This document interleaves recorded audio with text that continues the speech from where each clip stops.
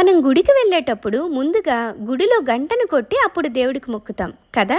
అసలు గుడికి వెళ్తే మనకు వచ్చే ప్రశాంతతకి వన్ ఆఫ్ ది రీజన్ ఈ గంట కూడా అని మీకు తెలుసా?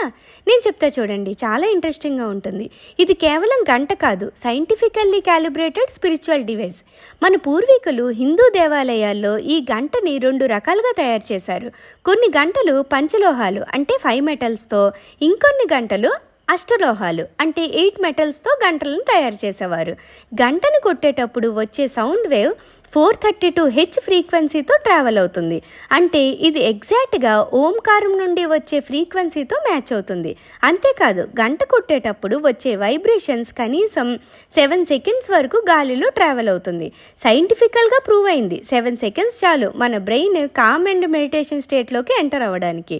అందుకే గుడికి వెళ్ళాక గంట కొట్టగానే ఆ సౌండ్ వైబ్రేషన్ వల్ల మన మైండ్లో ఉండే స్ట్రెస్ పోయి ఒక రకమైన ప్రశాంతత వస్తుంది. మన పూర్వీకులు ఎంత గ్రేట్, అసలు స్పిరిచువాలిటీని సైన్స్తో ఎంత బాగా రిలేట్ చేశారు కదా. ప్లీజ్ సబ్స్క్రైబ్ చేసుకోండి.